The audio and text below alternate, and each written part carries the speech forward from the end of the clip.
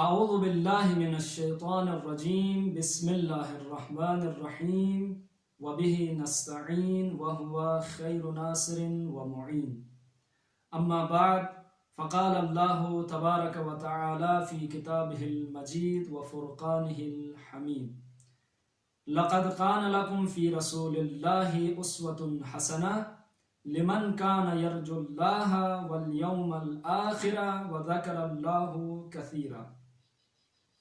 ناظرین محترم، سب سے پہلے آپ تمام ناظرین کی خدمت میں، مومنین کی خدمت میں اور پوری امت مسلمہ کی خدمت میں، علماء کی خدمت میں، مراجع عظام کی خدمت میں، خاص کر رہبر معظم حضرت آیت اللہ سید علی خامنائی کی خدمت میں، اور بالاخص حضرت امام زمان یوسف زہرا منجی بشریت عالم کی خدمت میں، پیغمبر اسلام صلی اللہ علیہ وآلہ وسلم کی رحلت، حضرت امام حسن مجتبی علیہ السلام کی شہادت اور حضرت امام رضا علیہ السلام کی شہادت کے موقع پر تعزیت و تسلیت عرض کرتا ہوں۔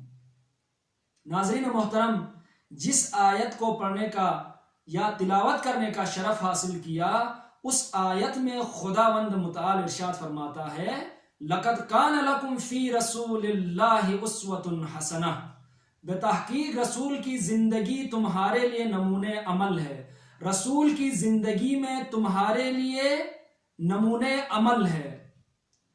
لمن کان یرجو اللہ والیوم الآخر وذکر اللہ کثیرا۔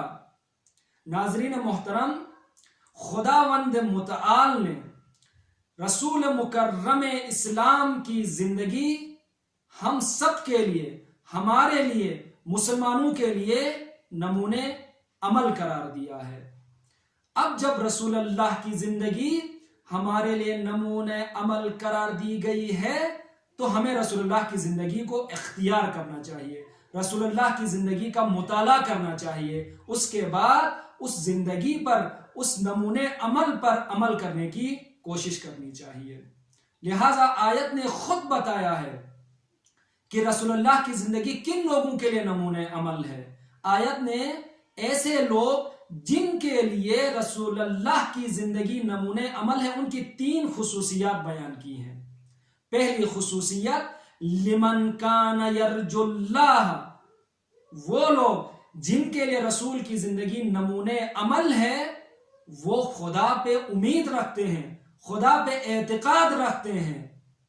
اور دوسری خصوصیت والیوم الآخر، اور دوسری خصوصیت یہ ہے کہ وہ لوگ قیامت کے دن پر امید رکھتے ہیں، قیامت کے دن پر یقین رکھتے ہیں، اعتقاد رکھتے ہیں۔ اور تیسری خصوصیت آیت نے جو بیان کی ہے وہ یہ ہے کہ وَذَكَرَ اللَّهُ كَثِيرًا، اور یہ لوگ خدا کو یاد کرتے ہیں، کثرت سے یاد کرتے ہیں، صبح شام خدا کا ذکر کرتے ہیں۔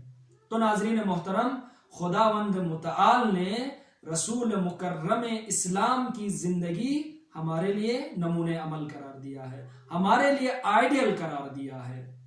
لہٰذا ہم دیکھتے ہیں کہ جب ہمیں رسول کی زندگی آئیڈیل قرار دی گئی ہے تو زندگی کے تمام شعبوں میں اب ہمیں رسول اللہ کی زندگی کا مطالعہ کر کے رسول اللہ کی زندگی کو اپنانے کی کوشش کرنی چاہیے۔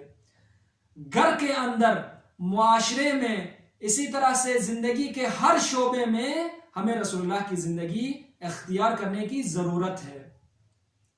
اخلاق میں، عبادت میں، شجاعت میں، اور اسی طرح سے غریبوں مسکینوں کی مدد کرنے میں رسول اللہ کی زندگی ہمارے لیے آئیڈیل ہے۔ زندگی کے تمام شعبوں میں رسول اللہ کی زندگی ہمارے لیے آئیڈیل ہے، حتیٰ کہ بعض لوگ جو دین اور سیاست کو جدا سمجھتے ہیں وہاں بھی رسول اللہ کی زندگی ہمارے لیے آئیڈیل ہے۔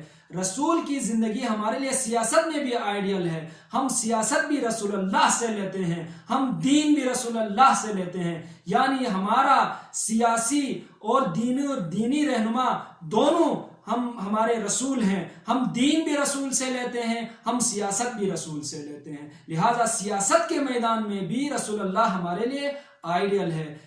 لہٰذا ضرورت اس امر کی ہے کہ ہم رسول اللہ کی زندگی کا مطالعہ کریں اور رسول اللہ کی زندگی کو اپنی زندگی میں رسول اللہ کی زندگی کے مطابق اپنی زندگی میں اعمال بجا لانے اور تمام امور میں رسول کی زندگی کے مطابق زندگی گزارنے کی خداوند متعال ہمیں توفیق عطا فرمائے۔